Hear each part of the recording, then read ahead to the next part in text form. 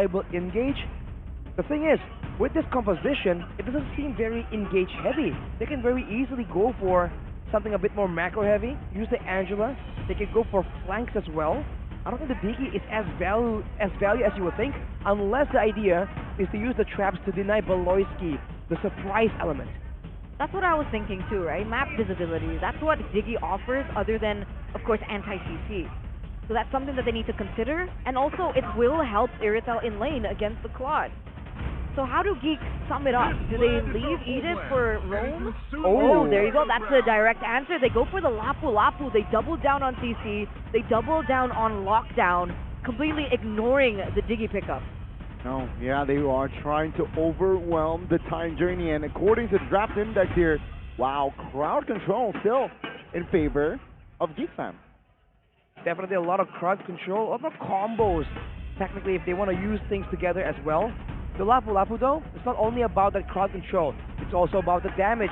We've seen yesterday that one of the ways that GEEKFAM were able to actually deny the backline, right? Using this Lapu Lapu on Luke, and with the right emblems, with more penetration maybe, as LaFell likes to remind us, this Lapu Lapu can definitely perform like an assassin that's still very durable and difficult to handle. So here we are, ladies and gentlemen. It's do or die. We are moments away of entering the Land of Dawn for potentially the last game if GEEKFAM can get another point over the Red Robot. Ladies and gentlemen, welcome to the Land of Dawn for game number 3, the Geeks versus the Red Robots in what appears to be a high-stakes match. Prepare your brooms, because it might be a sweep. Bigatron Alpha, GEEKFAM, let's see. An uncharacteristic situation right here. The machines just fighting for survival against the mere mortals. GEEKFAM has made it happen before. Can they do again a dominant performance? But looking at the movements here, Beloyski on the Edith, that's definitely a bit more difficult for Bigatron Alpha to work with, right? Always having to keep in mind the potential for a big engage happening in a split second. Now, terrified, but it seems like a boy will still be A-okay. Now let's see here, 3 flickers from right and 3 flickers as well from the left side of the team. Very equal, I might say. They have the sprints on both the gold inners as well, but look at GEEKFAM. Firmness on 3 members, tenacity on 2. That's a lot of defensive stats. Marky is going to focus on not getting taken out, but look at that. Good pull, good kill as well. The gold leader will have the first blood at 200 gold cashed in. That's a good way to begin the series for Bigatron Alpha. I was really worried about their mentality, their mental state, and their confidence coming in already at 2-0 against GEEKFAM, but it looks like they're still in it to win it. And the thing that I was really concerned about with the Edith pick is that Beloyski, he roams around a lot, but wait a second. Oh, very good crowd control chain, though he still has the sprint and will be fine. Back to that point of Beloyski, right? Edith is not the most mobile hero in the game. So what he was able to achieve in game number 2 is not the exact same impact that we'll see here in game number 3. And it looks like he's a little bit more focused on the babysit in the gold lane. Gonna be a bit more straightforward for sure, but look at the bravest fighter. Okay, prematurely perhaps. Now with the help of the Holly Guard, now will try to make him sustain a bit. But take a look at the damage. It will come through and finds the kill here by Super Ken. The backside though, it will be a boy finding Torizo. Turtle now wide open. Let's see, Super Ken now jumps in. Good terrify on towards Nile, but good retry. Now Super Ken caught in that fight, but no, the damage will not be enough, but with the flicker, a boy secures the kill. Super Moreno now, very aggressive, flickers out of the way as Torizo jumps in the fray, and that is it, a 2-for-2. Nile just coming out on top yet again. He's in a fighter to assassin matchup, but it doesn't even matter. He might be the chosen one as the bot lane. 1v2 for Marky. The solution under pressure. It's still okay though. Beloyski jumps in, another Filipino to help his teammate. It seems like no, they will not engage in business just yet. That's a small power spike there from Shive. Picking up the hash claws in that gold lane, it should help Shive sustain a little bit more in these 2v2 fights where most of the action is actually centered. Why is it that in this game, that's what we're seeing? Where is it, Hunter? Gold lane. The gold lane? I think it's because it's that volatile. We've seen the Irithel being so deadly in the hands of Marky. See if they can do the exact same thing. He's being babysat by the Diggy as well, but Malorski. Good catch. Good pull as well. Superkin understands that he's a Lancelot. Very hard to catch a Lancelot. Gotta say though that Malorski has been so much more active around the map. The Super Key, he's stuck in this lane, and yet Seabase still has not been able to get a big win in this lane. While Beloyski has been all over the place, starting their engages, getting skirmishes done for his team, and I think that's a big, big difference that GEEKFAM is taking advantage of. Uh-oh. Okay, because you can imagine that Irithel against a Claude might find difficulty, especially after level 4, so don't blame why Super Key is centering his focus so much here. And I think GEEKFAM, they understand this, they recognize this. They're looking for a rotational direction into the bottom lane, looking for a pick. They don't get it just yet. They're looking for a way to set up properly for this next crucial objective, especially understanding that both Super Ken and Nile are at level 7, so it's 50-50. Okay, let's see though, right? Now, Turtle, 4,000. Oh, let's see Retribution. Whoa! No! Neither! Super Key finds it. Penalty zone pops as well. Now, Blazing the Wet, no damage, but it will be enough to take Super Key down. Super Reno, the next target, no commitment to Loisky. With the passive, he's able to survive as Chorizo kited and takes him down. Chive, the next target is a 3-man taken out by the side of GEEKFAM. 3-4-1, you would say. Bigatron Alpha still was able to secure the turtle in this early game. And what does this mean for us as wait, Super Ken? He's fast. He's okay. But take a look at the rotation, yeah. He will have enough resources to have space. Oh, look at Nail though, moving straight towards the opposing jungle. Super Ken will be denied this purple, but he is not letting it go without a fight. But in the bottom side, Luke! With the solo kill. And with those support, Chive, he is a little bit vulnerable, but take a look at the structure here. Top lane, it will be the first structure to fall. Again, right? Bigatron Alpha, they're losing on the macro play from GEEKFAM. GEEKFAM, they've been able to find a lot of just strays over the map. Top lane is going to be taken down by Marky of all people. That you don't want to see scale, that you don't want to see snowball. At this point, he's sitting 1-1-1. A level or an XP lead against Shive. And I'm wondering what the goal difference between both of these gold laners are, because that will be very interesting to see. And another structure! Wow, all structures falling down. And Marky, on that point turner, has finished the golden staff at 6 minutes, more or less. As you said, gold difference right here by UBS Gold. Taking a look at the gold in particular, it's a 1k gold difference. So Sive is still very much in the game. He has damage, but you can't say the same for the rest of his team. Everyone's still ever so slightly behind, and 2k gold is enough to be a big problem. And I think GEEKFAM, the big win for them here is being able to dictate when they want to take fights. Usually we see them fighting near the neutral objectives, but we've seen them fight away from it when it's necessary. The same can't be said for Bigatron. They're only fighting in the neutral objective, and Beloyski. Well, it seems like the turtle fight will be to the side of GEEKFAM. Super Ken now the next target. Now let's see, the damage will come through. Time Journey pops as well. Purple buff though, controlled by the side of GEEKFAM. No response whatsoever as the Lancelot rotates towards the bot side of the map. Who got purple? Moreno. That's not the best scenario for Super Ken, is it not? I think, unfortunately, the Appraiser's Wrath from Nail didn't land. I think the buff went a bit too close, and it wasn't the right angle. I don't think we'll see a replay of it, but the point is, Moreno is the one with the purple, and not Super Ken, though, so he will be a bit more limited. He's only level 10, but so is Nail. So, despite all the setbacks, Super Ken still showing that he is in it to win it and keeping up with the level curve. Despite the 3k gold lead that GEEKFAM have amassed from the first minute of the game, we're now entering number 8. Nile though.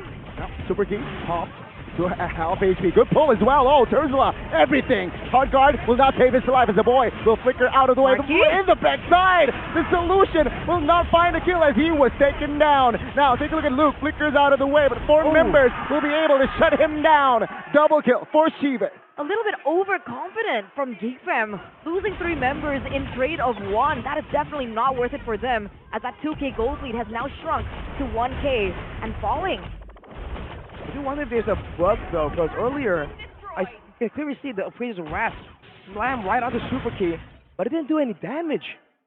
Maybe we'll see a bit more in the replays, but losing 3 members, trying to save the failed play from Nile. Let's take a look at the instant replay right here. In the beginning, Nile getting caught out here, turns it around, tries to go with the Appraiser's Wrath. Oh, we're not going to see it. Marky, though, takes multiple turret shots in order to try and equalize. That is not ideal, not the calculated approach that GeekFam requires. And now the goal difference has been equalized. Not the end of the story, not the end of the game for both teams, but Bigotron Alpha that's definitely a moment that they really needed. Certainly. Look at that gold lead just completely shift back and forth now between both of the teams. Whatever GeekFam has been able to amass has instantly been taken out. The good thing is, all the while, despite Marky being taken down as well, he was still able to get another structure in the top side. So that's another thing that Bigotron Alpha needs to worry about. Wave clear, wave management. They're going to be forced to deal with that top lane, as both of these teams are going to be dancing around the Lord. One thing to note is Super Ken is now 2 levels ahead of Nile. Nile, though, finds the taunt. Good crowd control chain now as they collapse. Bravest Fighter now loses chunk to a very low HP, but no, he will not survive. Time Journey Path as well. Blazing Duet from the Solution does not find the mark, but there you go. Super Key falls, and it will be 2 roamers now taken out. Let's see in the bottom lane of the map now, Luke and Sorizo going at it. Sorizo very low, but what the heck? Off-camera kill! It's Chibi taking out Luke. Flickers on the left, survives! Now he wants, and he fights the outplay! Super Ken taken out as well, as that is 4 members from Bigotron out of the game. GeekFam! GeekFam, GeekFam, GeekFam! How do they find these moments? Ladies and gentlemen, thus all members from the side of Bigotron Alpha taken now 1 by 1. GeekFam have gained control. A Lord is on the way. 3 lanes are pushing. Everyone was able to create their own outplays in a very scrappy team fight. If you haven't been looking at Luke, you definitely are now. Looking at the in-game equipment by Dunia Games, Luke with the Bloodlust Axe was able to buy so much time, turn it around and even survive. As you mentioned, it turned out with the Lord coming in. GeekFam now, with the tools that they have, could go for a dangerous play. Bigotron Alpha are forced to try and clear, but they have very limited tools. Let's see how they go about it as GeekFam make their move. Can the red robots defend the hack? Super Ken jumps in. Hardguard already popped. The baser in the top side will not be alive. Taken out here. Luke, Bravest Fighter for a defensive maneuver. Now, focus down on towards the mid and the bot. As it seems like GeekFam, they fail to manipulate the waves, and it will be the 1 baser top side taken out. Yeah, that's still something that they can work with, right? 1 inhibitor turret, and unfortunately for Bigotron Alpha, that inhibitor turret is in the far lane, in the top side, and that Lord is going to be spawning in the bottom. Let's take a look at this replay though. Luke against Super Sorizo. Moreno comes in, but it just wasn't enough. The flicker right here. No, sorry, the dash, and then the awareness to land the flick on the minion, and surprising Sorizo with that turn. While that was happening, C-Big was picked up as well. But man, everyone has been talking about how Sorizo is so consistent, so good, especially in the 1v1s. Luke says, hey, there's a new contender in town. You talk about macro plays, micro 1v1s too. We're here for everything. Luke at Luke. Look at me. Look at Luke. Amazing. What in the world was that play? Because I bought so much time for the entire team fight to occur. Meanwhile, Marky was also doing his job, being able to take out Shive, of all people. And then Super Ken was caught in a 1v3 situation that he, unfortunately, even on the Lancelot, was unable to get out of. And that goal just swung like a pendulum in favor of GeekFam, now sitting at 5K in the 12th minute of the game. That's a very important point. The fact that Sive on an Irithel, we've talked about how effective, how safe this pick is, and somehow in that fight where the bulk of the crowd controls and ultimates have been flying around already, he got picked off. That is definitely a mistake. We didn't see it because it wasn't on camera, but it's a big factor.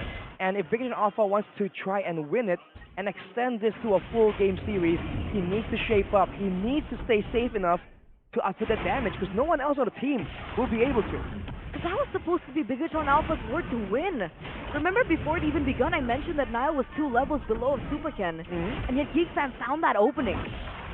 We'll see now, as both of these junglers are now at level 15. 50-50. It really depends on the setup coming in, but like I mentioned earlier, right, because of that inhibitor turret taken down from Bigatron Alpha in that top side, they're going to have to deal with it. GeekFam have a better route, have a better positioning, have a better setup coming into this Lord.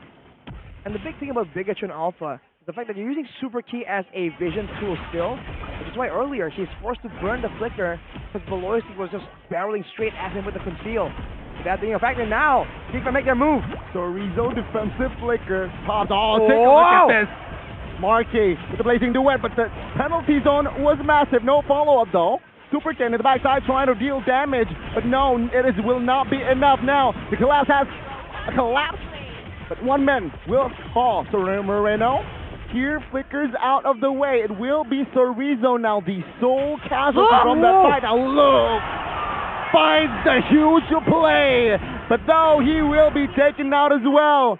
A 2-for-1, that is more than enough space for GeekFam to find the Lord. Uncontested! An uncontested Lord take from GeekFam behind the back play coming in from Luke. We can say that that last play was unnecessary, but I think for Luke it was, man. It's to send a message, to instill fear in the hearts of Bigatron Alpha that the Lapu Lapu is always lurking in the sidelines. If you take a look at the items though, Wind of Nature for both the gold laners will give them a bit more output potential. Keep in mind that in the previous team fight, Marky was taken quite low despite the hard guard. With one more item, perhaps that will be enough damage for GeekFam to miscalculate. And if Marky gets taken out, what can GeekFam do without the key? That's definitely way more value for Shive as well, the WON. Realizing that most of the brunt of the damage coming from Marky is from the Blazing Duet, a one skill. If he uses it first, wait a minute, Super Ken? Potentially the final push of the series, ladies and gentlemen. GeekFam, they're taking this one slow. Mid lane base turret will be the target though.